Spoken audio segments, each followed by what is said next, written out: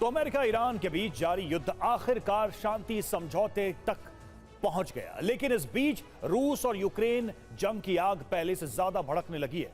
प्रतिशोध की आग में धधकते पुतिन ने कीव पर बारूदी प्रहार कर दिया और इस हमले में कीव के 11वीं सदी से जुड़े चर्च को टारगेट बनाया गया। रूस की बैलिस्टिक मिसाइल से ऐसी तबाही मचाई गई कि कीव में दहशत फैल गई। तो इस वक्त ये जंग, इस मोर्चे पर जो जंग है वो अलग ही स्तर पे जारी है, यानी कि एक तरफ शांति की बात हो रही है, वहीं दूसरी तरफ युद्ध की आग भड़कती जा रही है। देखिए, रूस का कीव पर बहुत बड़ा हमला, खबर यह है बैलिस्टिक मिसाइल से कीव पर अटैक किया गया है और पेचेस्ट लावरा नाम के चर्च को बनाया गया है निशाना। ईसाई जगत के सबसे पवित्र स्थानों में से ये एक है जिसको टारगेट किया गया है और इस हमले में चर्च की छत पूरी तरह से तबाह हो गई। दूर से नजर आ रही है चर्च में लगी आग।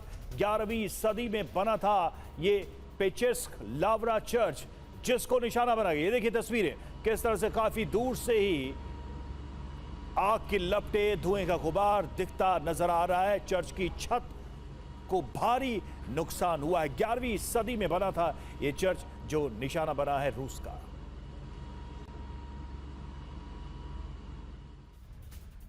वहीं रूसी हमले में कीव में कई बहुमंजिला इमारतों को निशाना बनाया गया। हमले में 2 मासूम बच्चों के साथ कुल 4 लोगों की मौत हुई है। हमले में 30 लोग बुरी तरह से घायल भी हुए हैं और कीव के आसपास के इलाकों पर भी हमले हुए हैं। व्यावसायिक इमारतों, बाजारों पर भी अटैक किया गया। बिजली की लाइंस को भारी नुकसान पहुंचा है। आधे कीव में बिजली का संकट पैदा हो गया है। कीव में रात करीब 1 बजे पहला हमला हुआ। ताबड़तोड़ हमलों के बाद दहशत में लोग, जनता ने मेट्रो स्टेशन में शरण ली है, अपने आप को बचाने की कोशिश की और शेल्टर्स में चले गए।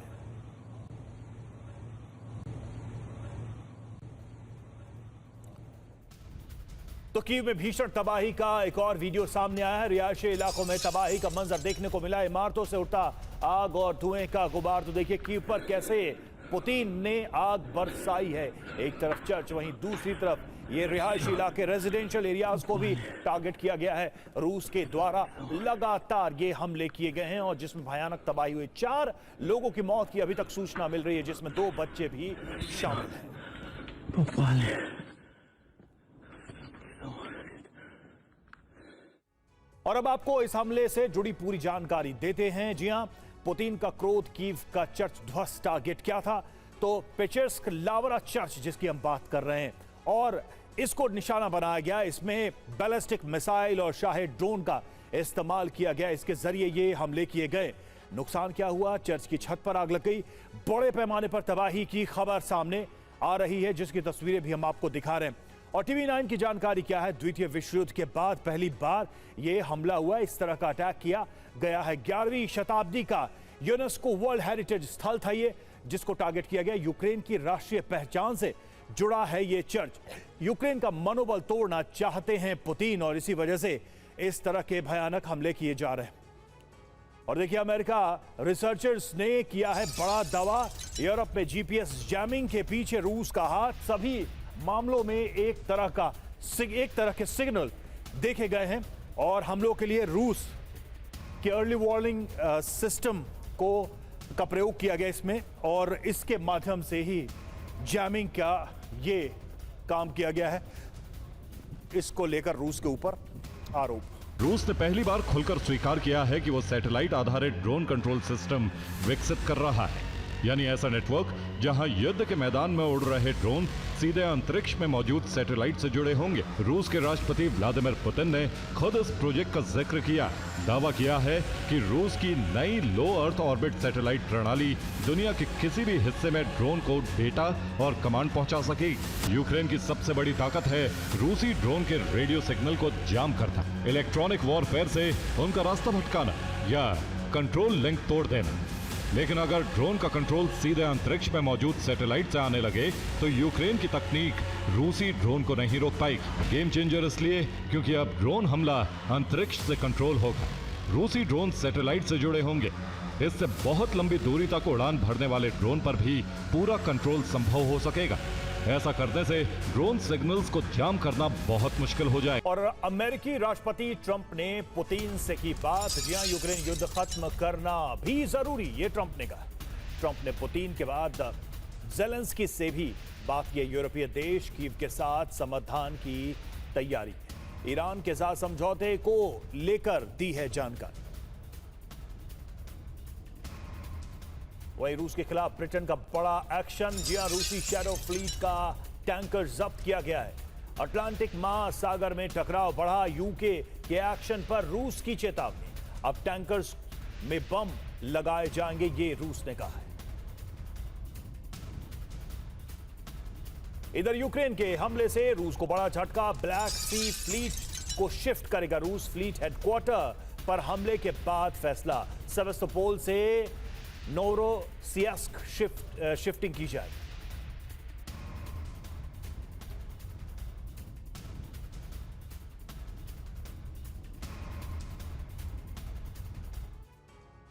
तो देखिए यूक्रेन का ऑपरेशन पूरा, क्या रूस पीछे हटेगा? यूक्रेनी हमलों के बाद रूस का बड़ा फैसला, ब्लैक सी फ्लीट को शिफ्ट कर रहा है रूस। सेवास्तोपोल से नोवरोसिस्क में शिफ्टिंग हो रही है और यूक्रेन ने फ्लीट हेडक्वार्टर पर किया था हमला, जिसके बाद यह फैसला लिया गया है। हमले से लॉजिस्टिक्स और सप्लाई पर असर पड़ा। रूस का प्रमुख नौसैनिक बंदरगाह है नोवरोसिस्क।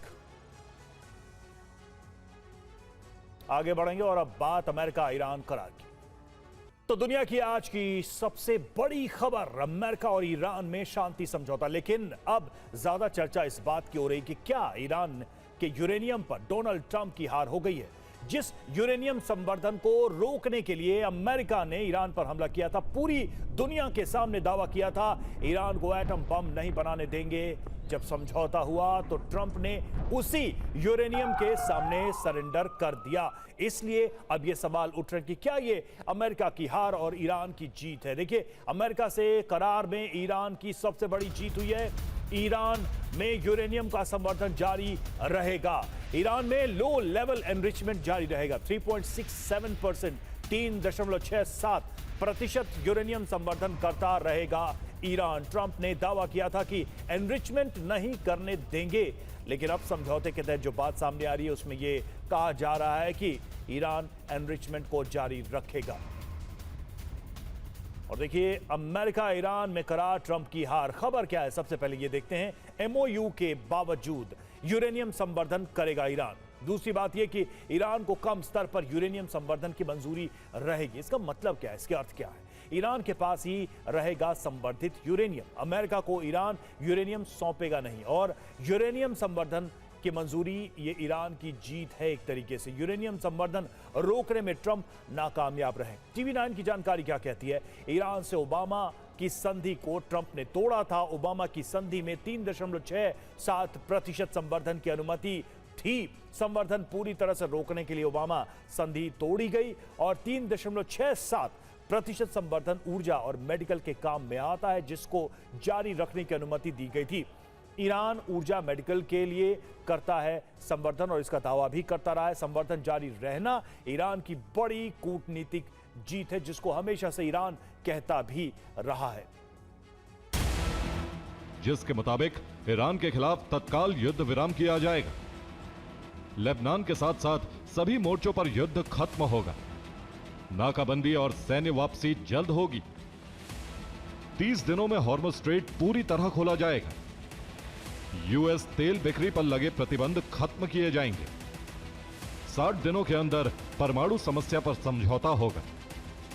ईरान के आंतरिक मामलों में यूएस हस्तक्षेप नहीं करेगा, क्योंकि एमओयू के बावजूद ईरान यूरेनियम संवर्धन करता रहेगा।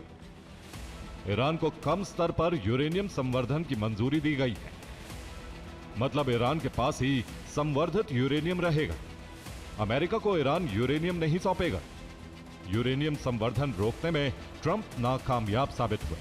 आगे बढ़ते हैं, रुक करते हैं अगली खबर का। ब्राजील से खबर है, रियो डी जेनेरियो से हवा में टकराए 2 हेलीकॉप्टर। हेलीकॉप्टर्स में सवार 6 लोगों की मौत की खबर है। हादसे में अमेरिकी सिंगर ओलिवर ट्री की भी मौत हो गई है, ये जानकारी सामने आ रही है। टक्कर के बाद हेलीकॉप्टर ईवी कार के शोरूम में गिरे और दुर्घटना के कारणों का पता लगाया जा रहा है। लेकिन यह दुखद हादसा हुआ है, हवा में 2 हेलीकॉप्टर टकराए और इस दुर्घटना में 6 लोगों की मौत की खबर है। हादसे में अमेरिकी सिंगर ओलिवर ट्री की भी मौत की जानकारी सामने आ रही है। देखिए तस्वीरें, जब दुर्घटनाग्रस्त हुए थे ये हेलीकॉप्टर, पहले हवा में टकराते हैं और उसके बाद एक ईवी कार के शोरूम पर गिरते हैं। गिरने के बाद जो क्रैश लोकेशन है उसकी भी तस्वीरें सामने आई हैं।